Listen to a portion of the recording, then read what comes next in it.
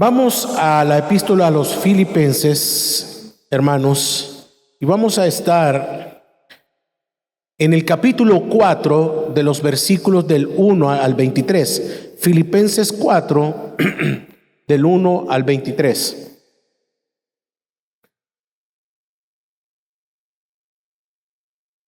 Vamos a ir por partes, por los bloques que vamos a ir predicando. El título para esta mañana: el secreto, gozo que permanece, contentamiento que resiste, generosidad que adora. La carta a los Filipenses fue escrita por el apóstol Pablo mientras se encontraba prisionero en Roma. En esta oportunidad o en esta ocasión no estaba en una celda común, sino bajo arresto domiciliario, como lo describe Hechos 28.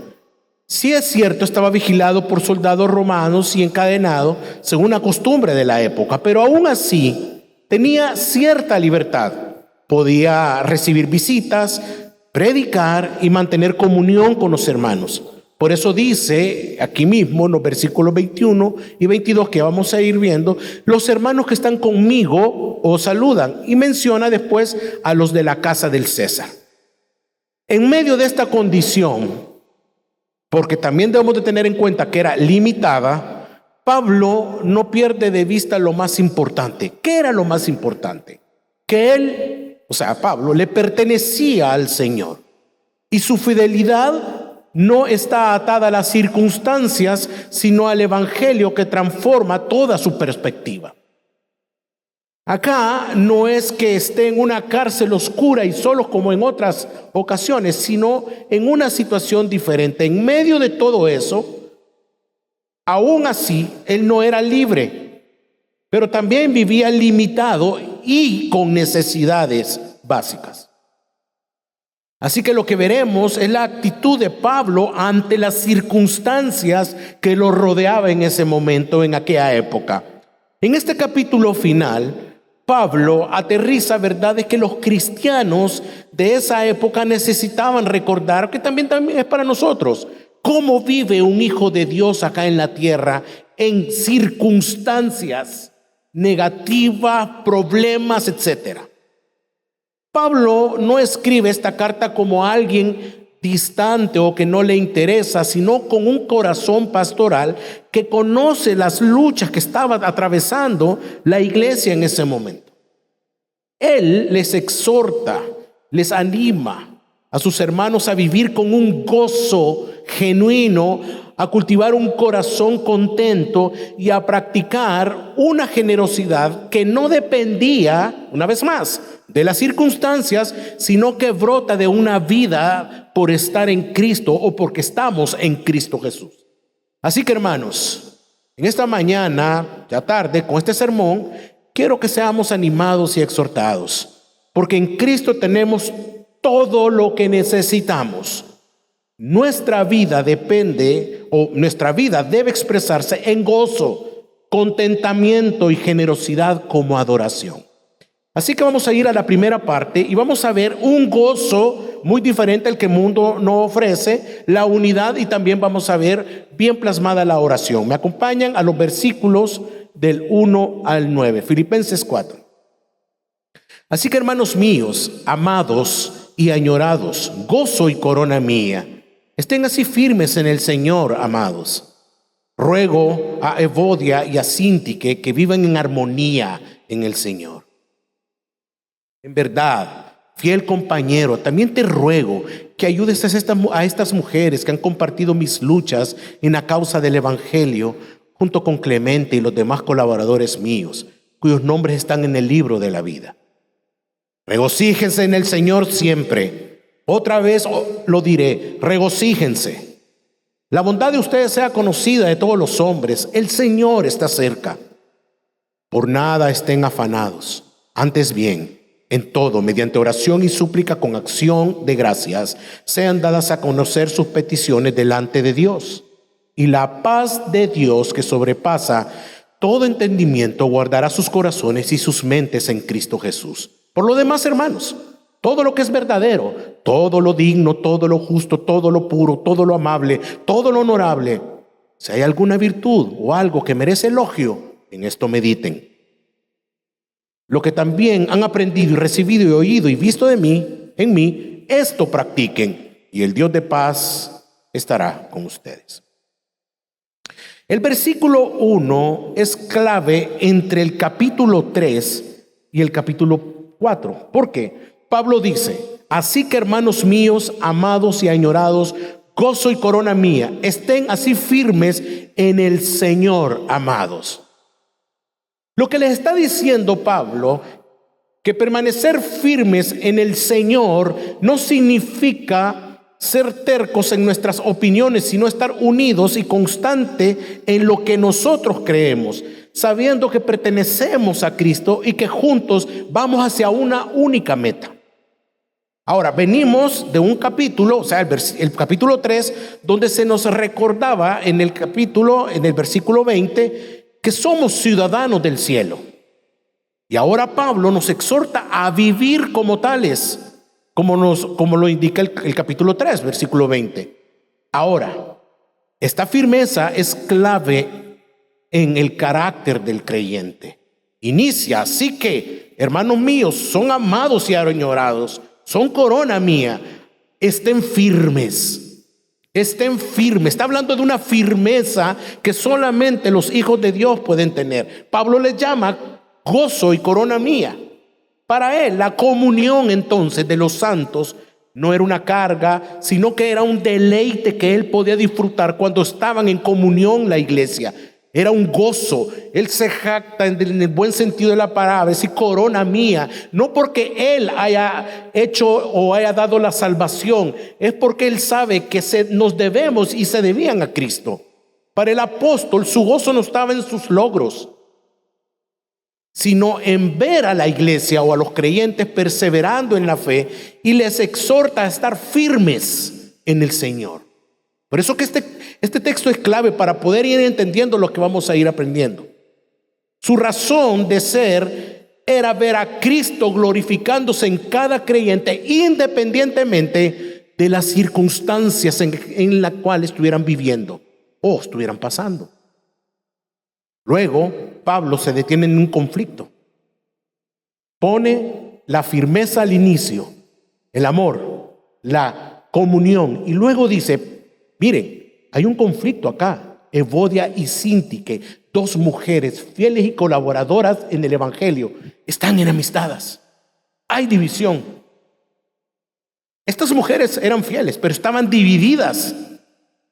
Era una preocupación para Pablo eso, porque no podía estar dividida la iglesia para poder venir y aterrizar en lo demás que les iba a exhortar y a enseñar. Tenían que estar firmes. Esa firmeza dependía también de la unidad y que se reconciliaran estas dos mujeres, colaboradoras en el evangelio, pero estaban distantes. Pablo nos expresa, fíjese bien, mal de ellas.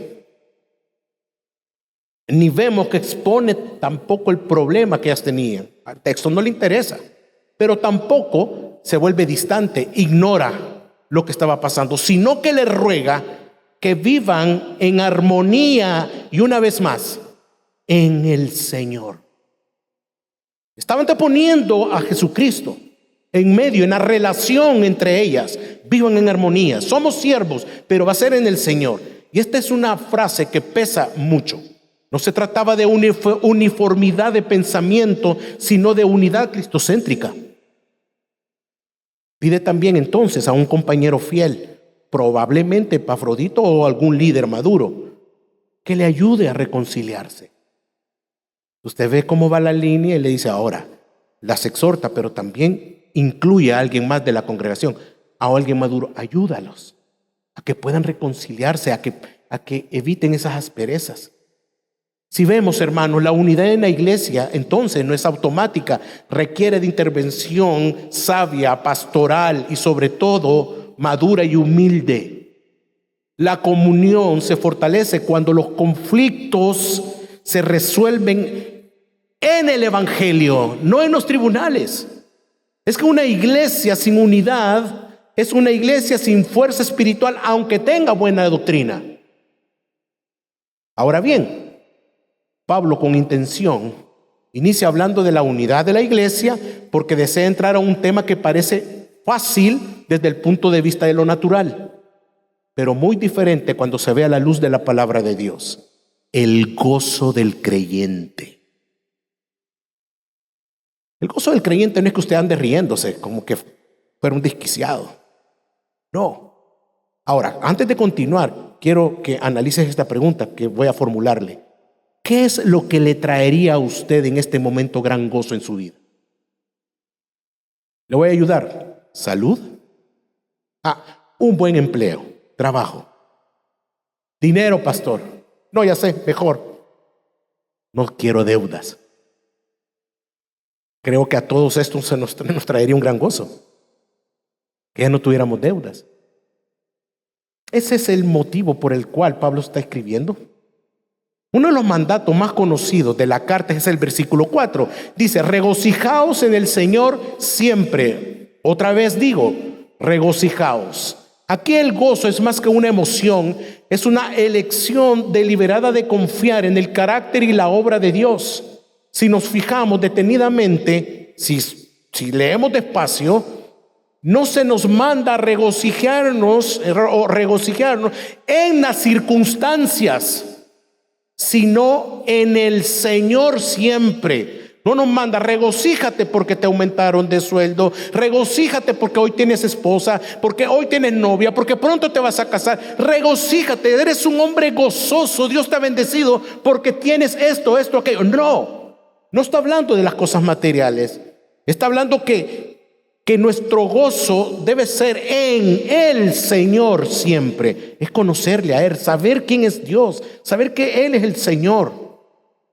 Así que, hermanos, el gozo, escúcheme bien, no es opcional.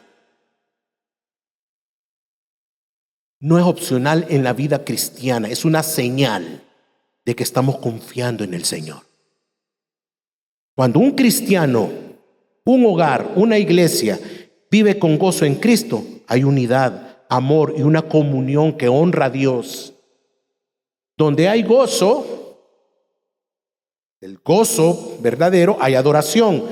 Donde hay quejas constantes, hay idolatría escondida. Quiero que nos examinemos. ¿Eres alguien que te quejas y que te quejas y quejas? Bueno, te llama don queja, doña queja. Pesimista. Quejoso constante. ¿Por qué las quejas constantes?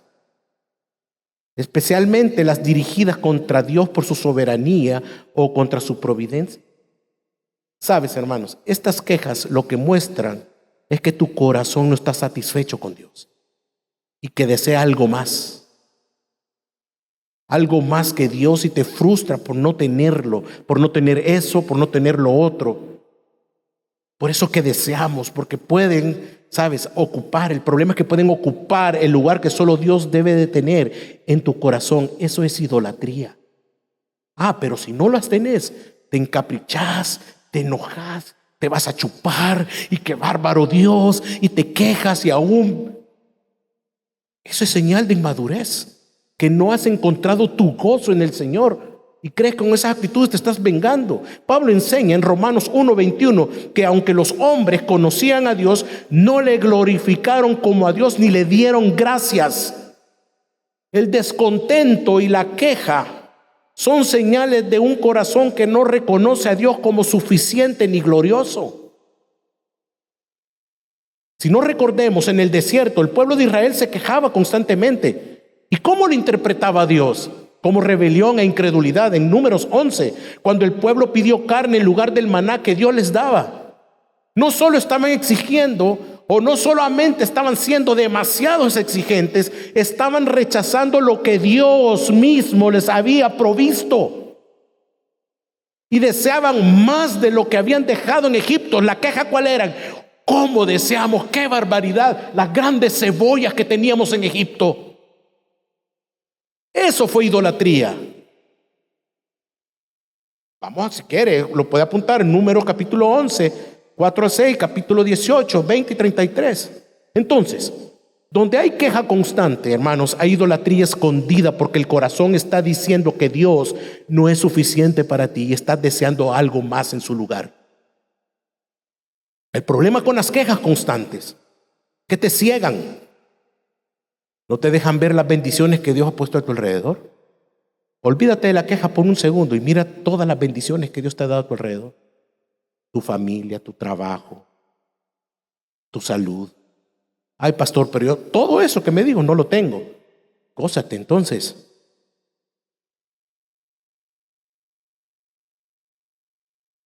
No vemos las bendiciones que Dios ha puesto a nuestro alrededor. Te enfocas solo en lo que no tienes y eso te llena de amargura. Pero Pablo, estando en prisión, rodeado de limitaciones, de necesidades y sin libertad, escribe: regocijaos en el Señor siempre. ¿Cómo es posible esto, por el amor de Dios? Es que Pablo, hermanos, Pablo no estaba viendo lo que le faltaba, sino a quien tenía. Su mirada estaba puesta en el blanco perfecto que es Cristo. Por eso es que él puede decir: regocijaos en el Señor. Después, en el versículo 5, exhorta y anima al mismo tiempo. Fíjese lo que dice: la bondad de ustedes sea conocida de todos los hombres, el Señor está cerca. Aquí Pablo habla de una actitud de consideración, amabilidad y gracia. En su contexto, recuerde el conflicto en el que venía de las dos mujeres del versículo 2. Esta exhortación cobra sentido. Los creyentes deben modelar el carácter de Cristo, no solo defender la sana doctrina. Es que puede ser un gran conocedor de Biblia y doctrina y lo que tú quieras, pero sin carácter y piedad. Y cuando Pablo dice que el Señor está cerca, puede estar hablando de dos cosas: que Cristo viene pronto y también que está presente con nosotros ahora. Coram Deo. Las dos son verdades, y las dos siempre van a animar a vivir con un testimonio que le honre a Dios. Ahora, hermano, ¿quiénes acá se afanan? ¿Quiénes están afanados ahora? No levante la mano. Medite. ¿Quiénes acá se afanan o entran en ansiedad por las preocupaciones? O por las cosas del día a día. O por los anhelos, metas o propósitos que tenemos. ¿Quiénes acá? Todos creo que nos afanamos muchas veces. Una de las luchas más reales en la vida del creyente es el afán. Por eso que en el orden que viene después Pablo dice: por nada estén afanosos, antes bien en todo, mediante oración y súplica, con acción de gracias, sean dadas a conocer sus peticiones delante de Dios. Y la paz de Dios, que sobrepasa todo entendimiento, guardará sus corazones y sus mentes en Cristo Jesús. Qué importante es esta exhortación para nosotros como iglesia. Por nada estén afanosos. En otras palabras, no vivan consumidos por la preocupación. Pero esto no es solo una frase de ánimo o de motivación o una frase desconsiderada del apóstol. No, tiene una gran profundidad. La palabra que Pablo usa para afanarse es y significa literalmente tener la mente dividida.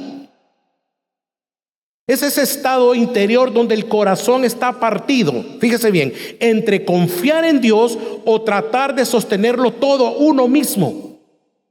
Obrar tú mismo. Ok, te pongo un ejemplo, hermano. Estás aquí, pero tu mente está en qué vas a hacer mañana. Estás aquí escuchando este sermón y estás ahorita queriendo resolver problemas de la oficina. Estás aquí, pero tu mente está en qué vas a almorzar hoy. Estás aquí, pero tu mente está ahí en la noche: ¿va a llover o no va a llover? Dejé la ropa. Una mente dividida. Estás acá escuchando que Dios te está hablando a través de su palabra, pero al mismo tiempo estás tú con el ímpetu de querer resolver tú a tu manera tus problemas. El afán, hermanos, nace cuando sentimos que perdemos el control. En lugar de correr al Señor Mire qué ilógico, corremos a la preocupación. Después de la preocupación corremos a los hombres, y eso nos lleva a depender de lo que podemos hacer, de los contactos, del dinero, de mi astucia y de mi propia sabiduría. Es un hombre afanado y una mujer afanada. ¿Qué cosas entonces te tienen afanado? Que todo lo que has hecho no ha dado resultado. ¿Cuál es tu afán? Tengo deudas, no tengo esposa, no tengo esposo, mis hijos están acá. No sé, hermano. Todas las conoce el Señor y no las ignora. Ojo. Y es aquí, y aquí es importante ver lo que Pablo está haciendo. Está preparando el corazón de los filipenses para llegar a un solo propósito. Porque un corazón cargado de ansiedad no puede ver con claridad, solo ve lo que le falta. Pero un corazón lleno de oración, agradecimiento y paz está listo para, mire, obedecer, depender, alabar, adorar en agradecimiento al Señor por su provisión y por su sabiduría. Por eso es que Pablo dice, antes bien, en todo, mediante oración y súplica, con acción de gracias sean dadas a conocer sus peticiones delante de Dios. El creyente que ora con gratitud está rindiendo el control de todo. El creyente que no ora es orgulloso. No vive dividido por dentro. No hay afán, sino que está entero en su fe. ¿Y la promesa cuál es? Es gloriosa. La paz de Dios guardará sus corazones y sus mentes en Cristo Jesús. Antes bien en todo, con oración y súplica, con acciones de gracia. ¿Qué está tratando de decirnos el texto? Una rendición total de tu ser, de tu mente, de tu dependencia a Dios. Sean dadas a conocer tus peticiones. Señor, esto me está pasando, esto está ocurriendo, esto están haciendo contra mí, mis enemigos están levantándose contra mí, esto me está... Con acción de gracias, enteramente sabiendo que Él va a obrar en su momento, como Él quiere, a la hora que Él quiere, donde Él desea hacerlo. Entonces, esa paz que dice, la paz de Dios guardará sus corazones y su mente en Cristo. Hermanos, esta paz no es basada en lo emocional, ni en lo que yo quiero, porque al final de la oración, no es que Él va a cumplir nuestros caprichos, es que Él va a darnos lo que Él en su buena, perfecta y agradable voluntad nos va a dar. Por eso es que esa paz no es basada en una emoción, sino en la voluntad de Él. O sea, en lo que Él quiere para mí, en lo que Él quiere para ti. Y es ahí en donde yo, usted y nosotros descansamos, porque ya no tengo el control de las situaciones, el afán o la ansiedad de controlar mi vida, y todo lo que está a mi alrededor ya tiene ese control el Señor. Siempre lo ha tenido. Siempre lo ha tenido el Señor. ¿Y quién más conoce Él tu situación que es nuestro Señor? Él conoce tu sufrimiento, tu dolor, tus ansiedades. Entonces, ¿por qué corremos hacia la preocupación y hacia otra cosa que no es Dios? Es por eso que el resultado es glorioso. La paz de Dios. La paz de Dios guardará sus corazones y sus mentes en Cristo Jesús. Esta paz es un escudo espiritual. Esta frase es un término militar. La paz de Dios custodia tu alma como un centinela armado. Eso es lo que está tratándonos de decir. Cuando el corazón está guardado por la paz de Dios, es libre para amar, servir, ser generoso y adorar al Señor.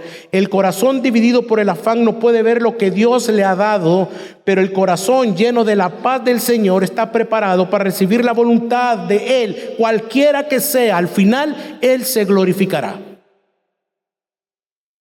Ahora, después de hablar del afán y de la paz de Dios que guarda el corazón, el apóstol Pablo dirige ahora la atención hacia el campo de batalla más crucial en el creyente. Mire, la mente. Tu mente. En este momento tu mente puede estar diciendo cosas en contra de la palabra. O está recibiendo, como decimos, o sea, estar adorando al Señor con lo que está exponiéndose. O tu mente está formando ciertas ideas y argumentos que te pueden llevar a no glorificar a Dios, como aquellas que han sido redimidas tu mente con la palabra, a glorificarle. La mente, es decir, el interior nuestro, donde se forma nuestra manera de pensar, de sentir y de vivir. Dice el versículo 8: por lo demás, hermanos, todo lo que es verdadero, todo lo digno, todo lo justo, todo lo puro, todo lo amable, todo lo honorable, si hay alguna virtud o algo que merece elogio, en esto mediten. ¿Por qué esto es tan importante? Porque una mente alimentada con la verdad, y no cualquier verdad, la verdad de Dios, es un alma, es un creyente preparado para obedecer la voluntad de Dios. Pablo sabe que lo que el creyente permite que entre su pensamiento va a determinar o va a terminar gobernando sus decisiones. Si una persona vive pensando solo en lo que le falta, en lo que teme, en lo que el mundo valora, nunca podrá vivir con gozo, ni en contentamiento y mucho menos en generosidad. Por eso, antes de hablar de la generosidad de este tema, Pablo exhorta a pensar de manera correcta, porque el pensamiento bíblico prepara el terreno para una vida cristiana práctica, firme y sobre todo obediente. Todo acto generoso comienza en una mente renovada, iglesia, hermanos. Así que Pablo no solo instruye, sino que se pone como ejemplo después en el versículo 9. Lo que también han aprendido y recibido y oído y visto en mí, esto practiquen y el Dios de paz estará con ustedes. Es decir, no solo piensen bien y vivan bien, pongan en práctica lo que han aprendido del Evangelio, lo que han visto en mí, una vida que honra a Dios. Entonces la presencia del Dios de paz os acompañará. Aquí Pablo puso toda una base para lo siguiente, que vamos a hablar acerca. Él va a mostrar el contentamiento, un contentamiento que resiste cualquier que sea la circunstancia. Así que quiero que me acompañen a los versículos del 10 al 20. Me alegré grandemente en el Señor de que ya al fin han reavivado su cuidado para conmigo. En verdad, antes se preocupaban, pero le faltaba la oportunidad. No que hable porque tenga escasez, pues he aprendido a contentarme cualquier que sea mi situación. Sé vivir en pobreza y sé vivir en prosperidad. En todo y por todo he aprendido el secreto, tanto de estar saciado como de tener hambre, de tener abundancia como de sufrir necesidad. Todo lo puedo en Cristo que me fortalece. Sin embargo, han hecho bien en compartir conmigo mi aflicción. Ustedes mismos también saben, filipenses, que al comienzo de la predicación del Evangelio, después de partir de Macedonia, ninguna iglesia compartió conmigo en cuestión de dar y recibir, sino solamente ustedes. Porque aún en Tesalónica enviaron dádivas más de una vez para mis necesidades. No es que busque las dádivas en sí, sino que busco frutos que aumenten en su cuenta. Pero lo he recibido todo y tengo abundancia. Estoy bien abastecido, habiendo recibido de Epafrodito lo que han enviado, fragante aroma, sacrificio aceptable, agradable a Dios. Y mi Dios proveerá a todas sus necesidades conforme a sus riquezas en gloria en Cristo Jesús. A nuestro Dios y Padre sea la gloria por los siglos de los siglos. Amén. Pablo comienza esta sección diciendo, en el versículo 10, me alegré grandemente en el Señor. Una vez más, la palabra en Cristo, en el Señor. Pero llama la atención que no solamente dice me alegré, sino que usa una expresión fuerte, en gran manera. ¿Se puede imaginar una persona en gran manera alegre? Usted se ha fijado un niño cuando entra a una juguetería, va alegre. ¿A dónde vamos? A juguetón. Alegre. Pero antes de entrar, ¿cómo se pone? Inmensamente, gran alegría, salta, hace desórdenes, no haya que hacer, Piensa que está en el súper comprando uvas, ¿verdad? Con el carretón, comienza a querer entrar. Una gran alegría, en gran manera. Por lo tanto, su gozo, estoy hablando ya de Pablo, su gozo es profundo, pero no es centrado en el dinero que recibió o que va a recibir o en las dádivas, sino en el Señor. Y la evidencia espiritual que ve en los filipenses es que su amor por él, por el apóstol Pablo, sigue vivo, que no se han olvidado de su necesidad y que están participando activamente en la obra del evangelio, en el desarrollo de la predicación de la palabra. Aquí debemos hacer una pausa también y preguntarnos, ¿qué tipo de gozo es este? ¿Y cómo se relaciona con lo que Pablo diría después sobre el contentamiento? Porque arriba dice que todo lo puede en Cristo y que ha aprendido muchas cosas. Y es ahí en donde necesitamos hacer una distinción importante. Aunque el gozo y el contentamiento son parecidos, no son lo mismo. Ambos, sí es cierto, y es una verdad, nacen de Cristo, pero cumplen funciones distintas en la vida de los creyentes.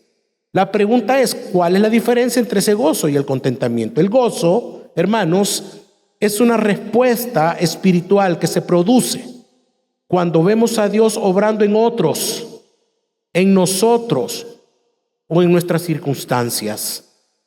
Es una emoción santa, una expresión de confianza, y no es un gozo cualquiera porque es un fruto del Espíritu. Gálatas 5:22. Es un fruto espiritual. Ahora, el contentamiento es una actitud interior constante, un estado del alma que dice: estoy satisfecho en Cristo, ya sea que tenga mucho o que tenga poco, estoy en paz y contento con lo que tengo en este momento, porque es lo que Dios me ha dado, es lo que Dios le ha placido que yo tenga y disfrute. Ese es el contentamiento. Hermanos, este tipo de contentamiento no es automático, jamás. ¿Por qué? Porque es aprendido, es enseñado a través de la vida cristiana. Pablo dice que lo ha aprendido, pero ¿cómo es que se aprende? Versículo 11 y 12. No que hable porque tenga escasez, pues he aprendido a contentarme cualquiera que sea mi situación. Sé vivir en pobreza, sé vivir en prosperidad. En todo y por todo he aprendido el secreto, tanto de estar saciado como de tener hambre, de tener abundancia como de sufrir necesidad. Entonces, en otras palabras, caminando con Cristo en abundancia y escasez, en gozo y dolor, y descubriendo que Él es el todo suficiente para mi vida. Eso es lo que está diciendo al final. Entonces, ¿cuál es el secreto? ¿Cuál era el secreto de Pablo? Versículo 13. ¿Qué dice el versículo 13? Todo. ¿Cómo, hermanos? Todo lo puedo en Cristo. Wow. Ese versículo es mi favorito, pastor. Este sticker lo he mandado a hacer, en el gym lo tengo. Hermanos, este versículo no es una declaración de poder sobrenatural, ¿verdad? Ni una frase motivacional para lograr metas imposibles. No. Es una confesión de dependencia total a alguien más grande. Pablo está diciendo, en otras palabras, puedo soportarlo todo. Necesidad, hambre, escasez, hasta el abandono, porque Cristo me sostiene. Él es el todo suficiente. Recordemos que Pablo está en prisión, ya mayor, entre unos 65, 70 años, con limitaciones físicas, y ha sido abandonado, según el capítulo 1, por algunos de los hermanos supuestamente fieles. Y aún así escribe con gozo, con esperanza y gratitud. Ahora, esta firmeza solo puede venir de una sola fuente. Diga después de mí: Cristo. Así que después de expresar su contentamiento en Cristo, Pablo reconoce abiertamente la generosidad entonces de los filipenses. No se queda así. Dice el versículo 14. Sin embargo, o sea, yo dependo, todo lo puedo en Cristo, pero sin embargo, han hecho bien en compartir conmigo en mi aflicción. Vemos a Pablo que no está solicitando ayuda, no está manipulando las emociones. Él ya ha dejado claro que su satisfacción está en Cristo, según lo vimos en los versículos anteriores, 11 al 13. Pero eso no le impide que los filipenses, todo lo que ellos hicieron estuvo bien. Eso no impide eso. Participaron con él en su aflicción. Esta palabra o esa palabra implica más que enviar dinero, más que darle pisto. ¿Sabe lo que significa? Que los filipenses compartían el peso de Pablo, se involucraban en su dolor, tenían comunión con su sufrimiento, llevaban la carga juntos. Esto nos muestra que la generosidad bíblica nace de una fe madura, no de una obligación, ni mucho menos de la culpa. Estos hombres, lo que mandan los filipenses, no estaban en prisión, no estaban bajo persecución como Pablo, pero su amor por el evangelio y por el siervo que proclamaba el evangelio los llevó a ser generosos, a dar y a hacerlo más de una sola vez.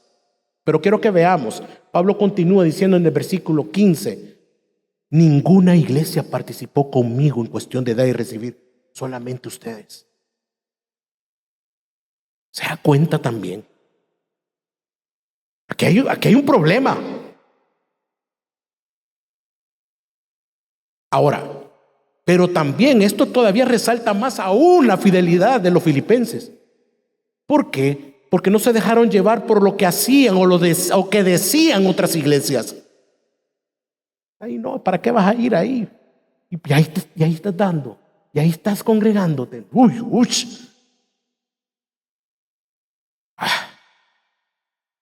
Yo no voy ahí, yo voy. Hermanos, guarda tu pensamiento. Lo que pasó acá, que esa actitud resaltó más la fidelidad de los fieles, no de los infieles. No se dejaron llevar por ellos. Ellos vieron la necesidad, los filipenses, y actuaron. Y no solo fue un evento único, pues su generosidad hizo que otros también fueran generosos. Dice el versículo 16, porque aún a Tesalónica enviaron dádivas más de una vez para mi necesidad. Qué glorioso es el Señor. En medio de todo eso, en medio de la oposición, también Dios cuidaba y cuida su evangelio. Este tipo de acción no fue motivada por la manipulación o la presión del apóstol Pablo, sino por una convicción interna. Sabían que dar generosamente para el evangelio no era pérdida, sino era una inversión eterna. Y aquí viene la declaración clave en el versículo 17. No es que busque dádivas en sí, sino busco frutos que aumenten en su cuenta. Es por su beneficio espiritual. ¿Qué corazón más íntegro el de Pablo? Ay, no, hermano. Ahí anda un falso apóstol haciendo una campaña que está lleno este hotel y otros hoteles. Ahí las grandes vallas. Lleno está de gente queriendo oír que le estén diciendo, recibe, vas a ser millonario. Ahí andan. Estos textos los obvian. No es que busque dádiva en sí, sino que busco frutos que aumenten en su cuenta. No busca beneficio personal el apóstol. Su gozo está en que la generosidad de los filipenses produzca fruto espiritual para ellos.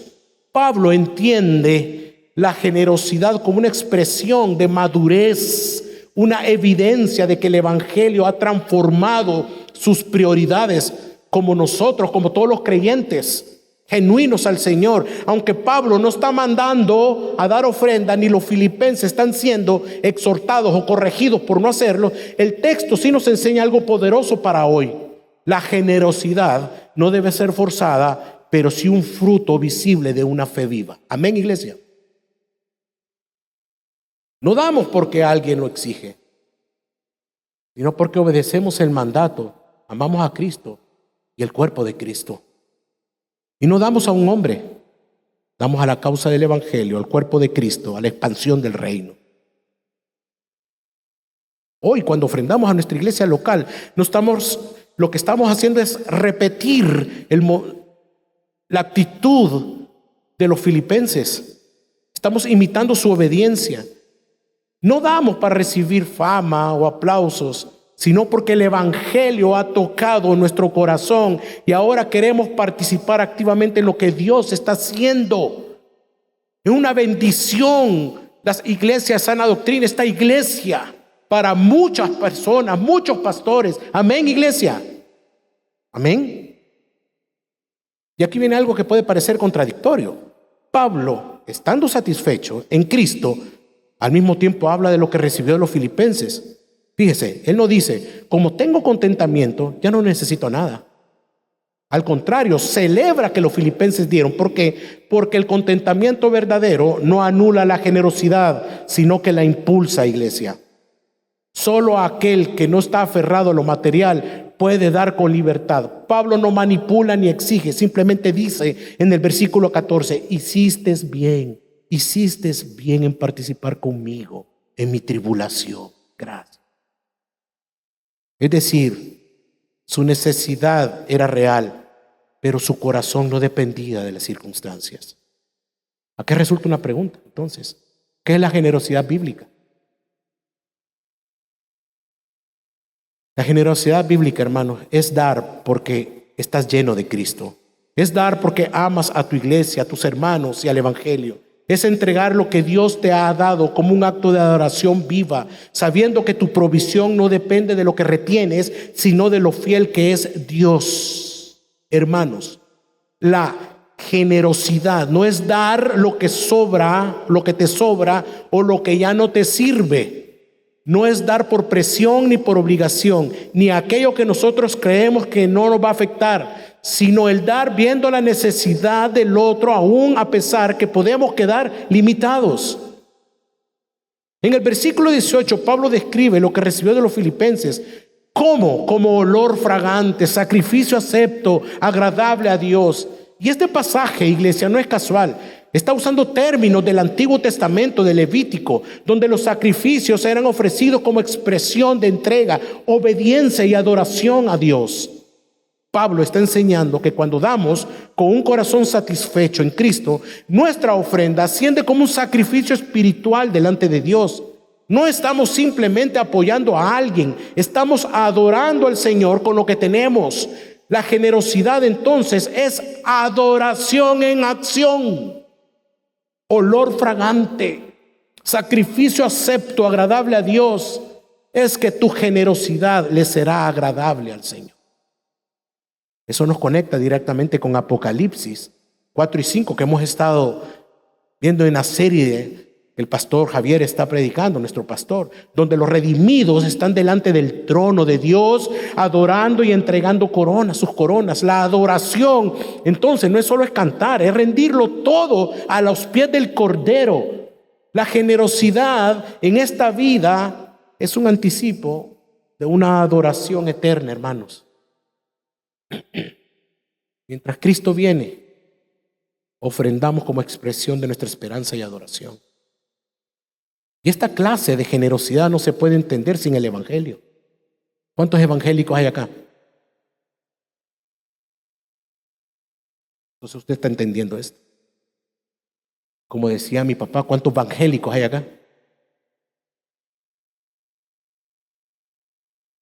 Pablo no es un motivador o un falso maestro de la prosperidad como anda ese que anda ahí por ahí, o como muchos, y que le dice a los filipenses: ten, que yo necesito, soy el siervo de Dios, yo necesito andar casi volando.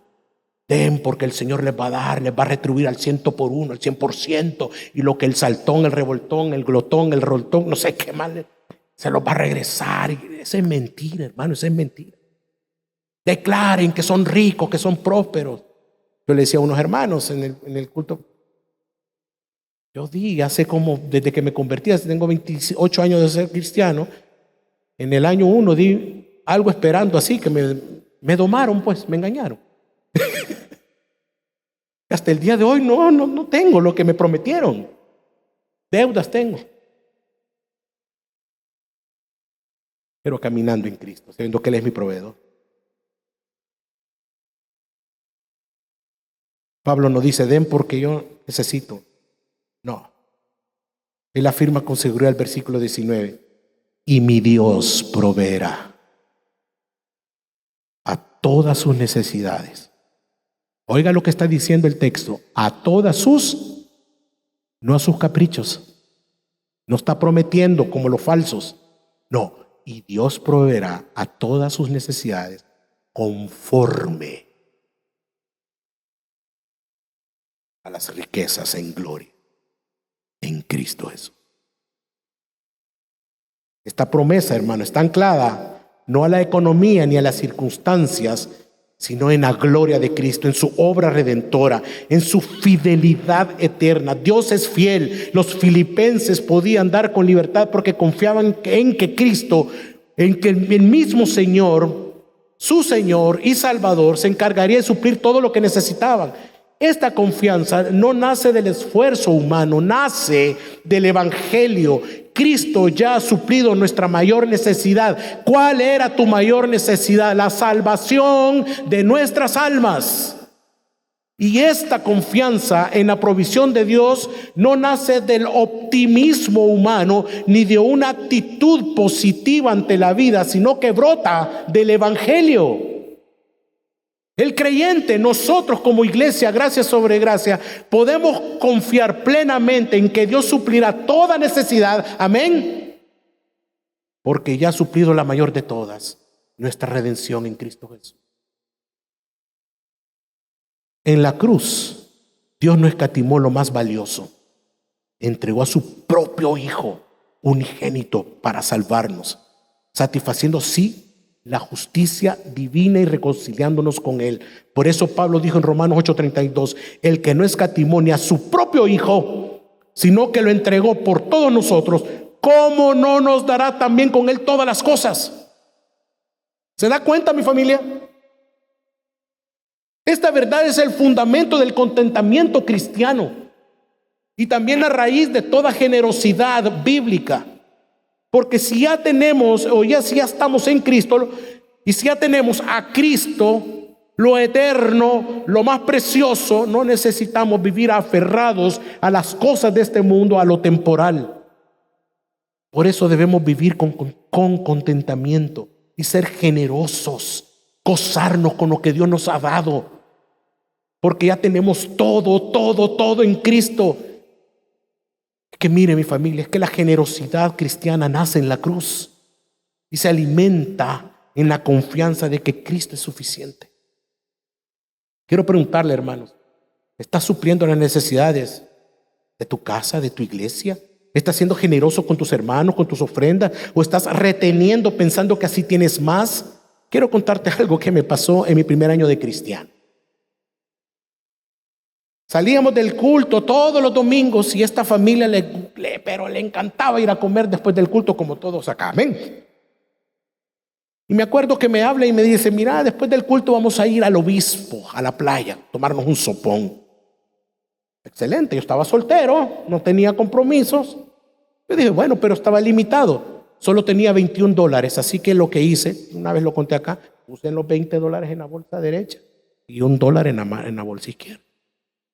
Y dije yo, 20 en la derecha, $1 en la izquierda. 20 en la derecha, $1 en la izquierda. Los 20 son para la sopa, el $1 para la ofrenda. Y así estuve en el culto, afanado, la mente dividida. 20 aquí, 1 para acá. Sopa aquí, ofrenda acá. ¿Cómo era el volado? ¿Aquí sopa o aquí? No, aquí está. Y así estaba. Y pasa la ofrenda, hermano. Y se me olvida.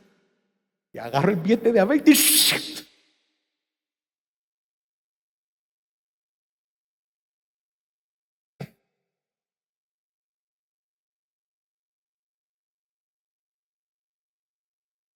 No tiene idea la tristeza que llenó mi corazón. Ya me quedé sin la sopa y con $1. Pero cuando llegué al apartamento, en mi apartamento que tenía, en la puerta estaban unos $20. Y una gran alegría en mi cara. Hermano, quiero que compare mi tristeza al ver esos $20 a caer en la bolsa de la ofrenda y mi alegría al ver los $20 en la puerta del apartamento. Al ver los $20, sentí una alegría espectacular en mi corazón, saltaba de alegría y dije: Dios es bueno. Él sabía que quería que fuera el obispo a echarme la sopa. Pero después, fíjese bien, inmediatamente hubo una convicción en mi corazón. Y es que Dios no se agrada con una ofrenda con queja y tristeza. Fue como si me los devolviera. Le voy a hablar en mi pensamiento de hace 25 años. Yo sentía que Dios me estaba diciendo: aquí está, no necesito de tus $20. Ahora usted puede preguntarme, ¿qué había en ese entonces en mi corazón? ¿Sabe? Creía que al dar menos podía tener más para satisfacer mis gustos, mis deseos. En este caso, un gran almuerzo en el mar. No es que esté malo disfrutar, no. Fue lo que había en mi corazón. ¿El qué? Quiero que sepa algo que lucha el cristiano desde los inicios de su conversión: con el amor al dinero. ¿Por qué no damos? ¿Por qué no somos generosos? Porque amamos al dinero.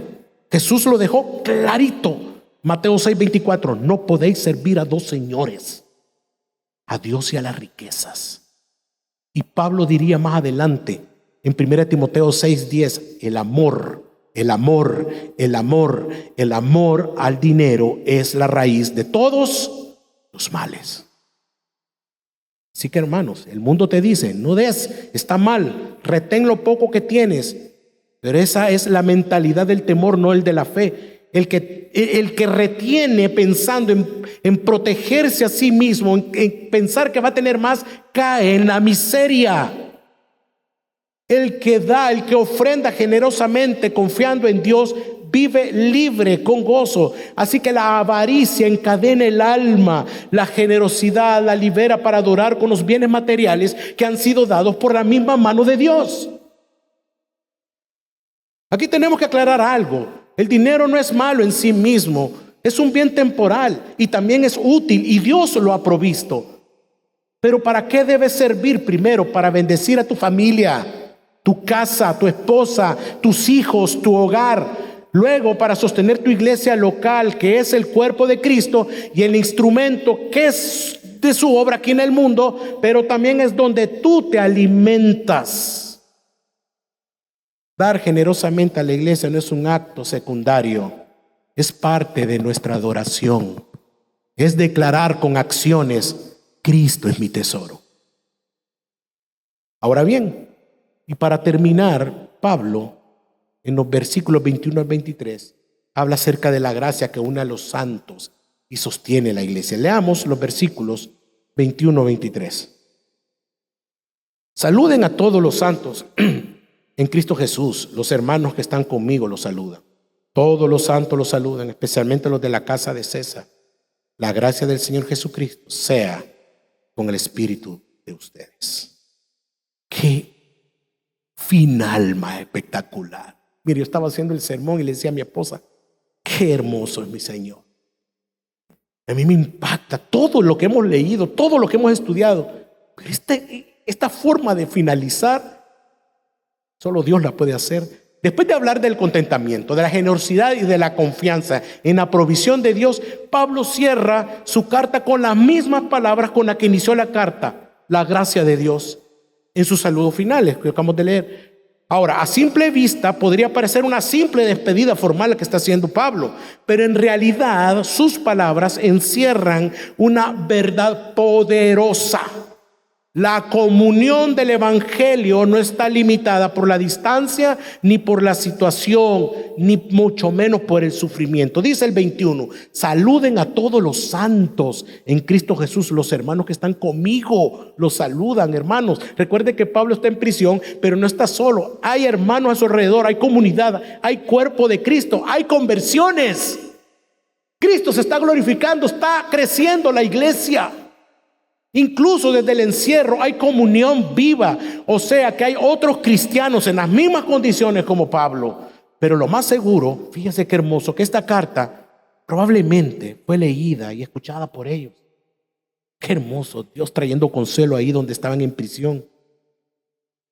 Todo lo pueden en Cristo que les fortalece, decía. Dios no se olvida de sus hijos. Dios no se olvida de ti. Aunque parezca, aunque tú digas, estoy en un desierto, no escucho a Dios. Dios no se ha olvidado de ti, hermano. Dios es fiel. Dios es fiel. Luego dice el versículo 22, todos los santos los saludan, especialmente los de la casa del César, por el amor de Dios. Qué terrible este texto. Asombroso. No sé si a usted le salta el corazón leer este. ¡Qué barbaridad! Significa que el evangelio había llegado a los siervos, empleados, incluso familiares cercanos al emperador romano. Desde una prisión, el evangelio imparable estaba transformando vidas en el corazón del poder imperial. ¡Qué poderoso el evangelio! Mire cómo llegó a su vida y a la mía. Donde menos se le esperaba, con quién se le esperaba, en el momento que menos se esperaba, se convierte al Señor. ¿Acaso no es gracia y misericordia? ¿Y esto cómo es posible? Porque hubo iglesias como la de Filipos que dieron, oraron, enviaron, fueron generosas. Su generosidad no solo suplió a Pablo, también sostuvo la expansión del evangelio. Y Pablo concluye como empezó en el capítulo 1, versículo 2. Y la finaliza así, versículo 23. La gracia de nuestro Señor Jesucristo sea con todos vosotros. Amén. Aquí la gracia no es un cierre decorativo. Es el fundamento de toda la vida cristiana. Desde la salvación, pasando por el contentamiento, la generosidad, la comunión y la perseverancia. Todo es por gracia. Pablo no exalta el esfuerzo humano ni sus propias obras, no, ni la de los filipenses. Exalta y cierra la carta con la gracia que fluye de Cristo. Gloria a Dios. Él no tiene que verse en nada. Él no es el que brilla, es Cristo. Su gracia, hermano. Dios nos ha sostenido, amén. Dios lo ha sostenido. ¿Qué debemos hacer como iglesia? Si tu gozo se apaga cuando las cosas no salen como tú quieres, tal vez tu gozo no está en el Señor, sino en tus expectativas. Si tu ánimo sube o baja según lo que tienes o te falta, entonces no estás viviendo conforme al gozo que hemos estudiado. Hermanos, el gozo verdadero no es una euforia emocional, es una respuesta espiritual a la verdad de que Cristo vive, reina y viene, y que Él está contigo en las peores situaciones de tu vida. Él va a suplir conforme a tus necesidades en su tiempo. Confía en la provisión de Dios con contentamiento. Ya deja la amargura. No permitas que el afán gobierne tu corazón. El contentamiento no se encuentra en tener más, no, sino en descansar en que Cristo es suficiente, en la provisión que Dios bajo su soberanía le place darnos. Observa lo que Dios te ha dado, ha sido bueno. Vive contento. No estoy hablando de que debes de vivir en resignación, no, sino en satisfacción. ¿Por qué situaciones estás pasando? Ora. El cristiano que no ora es orgulloso. Ora, presentas tus cargas y deja que la paz de Dios guarde tu mente y corazón. Dios es fiel, hermano. Y vive con generosidad como fruto de tu adoración. No retengas por temor. Si has sido bendecido por el Señor, entrega con gozo y fe, da con sabiduría. Primero cuida a tu familia y luego ofrenda sin temor en tu iglesia local. Sí, ¿por qué? No porque te sobre, sino porque confías en que Dios suplirá todo lo que te falta. Y te pregunto con amor, ¿estás siendo fiel entonces con tus ofrendas? Dios nos provee por pura gracia. Comemos, vestimos, tenemos un techo. Todo es gracia del Señor. Y la adoración a Dios no es solo cantar y congregarse, es integral. Incluye cada aspecto de la vida y también incluye nuestras finanzas. Por eso te pregunto con seriedad, ¿estás adorando a Dios también con tus bienes? ¿O el dinero sigue ocupando el lugar más alto que Cristo? No temas, no dudes, sé fiel y adora con todo lo que eres. Escucha bien, no con lo que tienes, con todo lo que eres, integralmente. Y para aquellos que nos visitan, que nos están escuchando a través de las redes sociales y el canal, Cristo, amigo y amiga, es el verdadero tesoro que satisface tu alma más que las riquezas de este mundo. Nada en este mundo puede darte contentamiento verdadero. Solo Cristo puede llenar el vacío de tu alma y darte una paz que sobrepasa todo entendimiento. Ven a Cristo, en quien Dios suple la necesidad más grande del hombre, la salvación de tu alma. Dios suplió lo más importante entregando a su Hijo por ti.